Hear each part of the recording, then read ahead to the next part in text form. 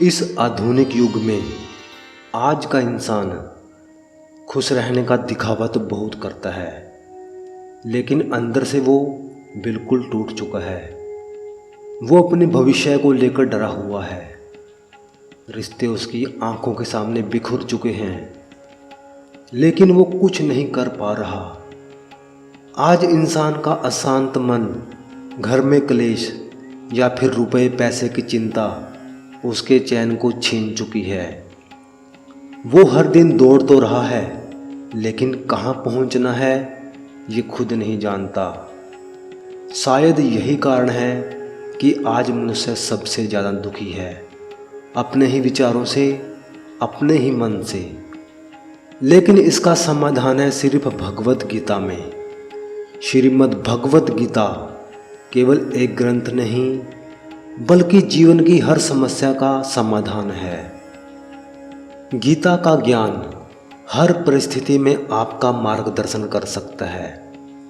हर वो जवाब जो आप बाहर ढूंढते हैं, वो सभी उत्तर श्री कृष्ण की वाणी में छुपे हैं।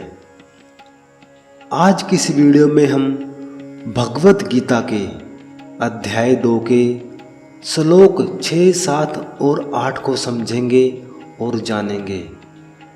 कृष्ण और अर्जुन का ये संवाद जो न सिर्फ आपके सोचने का तरीका बदल देगा, बल्कि आपके जीवन को एक नई दिशा देगा। तो इसलिए इस वीडियो को अंत तक ध्यान से देखिए, क्योंकि हो सकता है आपकी सबसे बड़ी समस्या का हल इसी वीडियो में छुपा हो और यही ज्ञान आपके जीवन को बदल दे। न चैत दवि दमः कतरनो गर्यो यद्वा जयम यदिवा नो जययुः या नेव हत्वा न जिजीविषाम सतेव स्थितः प्रमुख धार्तराष्ट्रः। हमें यह भी नहीं पता कि हमारे लिए क्या श्रेष्ठ है, हम जीते या वे हमें जीत लें। जिन्हें मारकर हम जीवित नहीं रहना चाहते, वे ही धृतराष्ट्र के पुत्र हमारे सामने खड़े हैं। अर्जुन अपनी मानसिक दुविधा बता रहे हैं। यहाँ वे कौरवों को केवल शत्रु के रूप में नहीं, बल्कि अपने परिवार के सदस्यों के रूप में देखते हैं। ये मोह उनकी युद्ध करने की इच्छा को कमजोर कर रहा है। अर्जुन की तरह हम भी निर्णय लेने की दुविधा में कई बार फंस जाते हैं, जैसे कौन सा करियर चुने, परिवार वालों का सपना या खुद का सपना। सही क्या है ये तय नहीं कर पाते। तब आपको एक कदम पीछे हटकर स्थिति का सही दृष्टि से मूल्यांकन करना चाहिए। आपको अपने लक्ष्यों पर विचार करना चाहिए और भावनाओं को त्याग देना चाहिए। कार्पणे 265 स्वभावः पृच्छामि त्वां धर्म समुचितः यच्छरे यह श्यानि सचितं ब्रूहि तन्मे शिष्य शतहिं साधि माम त्वां परपनम। मैं कायरता के दोष से पीड़ित होकर अपने कर्तव्य से भ्रमित हो गया हूँ। इसलिए अब मैं आपसे पूछता हूँ कि मेरे लिए निश्चित रूप से क्या कल्याणकारी है, वो मुझे बताइए। मैं आपका शिष्य हूँ, आपकी शरण में आया हूँ, मेरा मार्गदर्शन कीजिए। अर्जुन पूर्ण समर्पण के साथ श्री कृष्ण को अपना गुरु स्वीकार करते हैं। वे श्री कृष्ण से प्रार्थना करते हैं कि वे उन्हें स्पष्ट मार्गदर्शन दें। जब जीवन में हम लोग उलझ जाते हैं तो अधिकतर लोग दिखावा करते हैं कि सब ठीक है।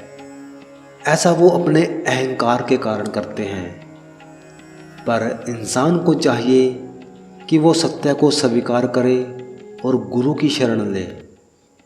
अर्जुन ने अहंकार त्याग दिया और स्वयं को श्री कृष्ण का शिष्य स्वीकार कर लिया। यही है सच्चे ज्ञान का पहला कदम। न ही परपश्यामि ममापनुगाद यछोक मुछोषण मिंद्रियाणाम अवाप्य भूमावस पतन मृद्यम राज्यम स्वर्णमपि चाधिपत्यम। मैं ऐसा उपाय नहीं देखता जो मेरी इंद्रियों को सुखाने वाले इस शोक को दूर कर सके। चाहे मुझे इस पृथ्वी पर समृद्ध और शांतिपूर्ण राज्य भी क्यों न प्राप्त हो जाए, या स्वर्ग के देवताओं का स्वामी क्यों न बना दिया जाए। अर्जुन का शोक इतना गहरा है कि उनका ये शोक ना तो पृथ्वी का समृद्ध राज्य और ना ही देवताओं का स्वामी बनने पर भी दूर हो सकता है। ये शोक उनकी मानसिक और शरीर की शक्ति को नष्ट कर रहा है। भौतिक सुख से आत्मिक पीड़ा नहीं मिटती। आज के समय में हम मानते हैं कि पैसा, पद या प्रसिद्धि से दुख मिटेगा, लेकिन अर्जुन बता रहे हैं कि भीतर का शोक आत्मिक है, उसका इलाज बाहरी चीज़ें नहीं कर सकती। जब इंसान के अंदर का संतोष खो जाता है तो एक करोड़पति भी डिप्रेशन में पहुंच सकता है, चाहे कोई कितना ही बड़ा पदाधिकारी क्यों ना हो। एक उच्च पद पर बैठा व्यक्ति भी खालीपन से जूझ सकता है। इंसान को चाहिए कि उसे इस संसार के किसी मनुष्य या भौतिक चीज़ों में आसक्त नहीं होना चाहिए। अगर वो आंतरिक सुख और संतोष चाहता है तो धर्म पूर्वक चले और सत्य के साथ रहे। दोस्तों, इस वीडियो में हमने भगवत गीता के चैप्टर 2 के 6, 7वें और 8वें श्लोक को समझा और जाना है। हम जल्द ही लौटेंगे अगले श्लोकों के साथ।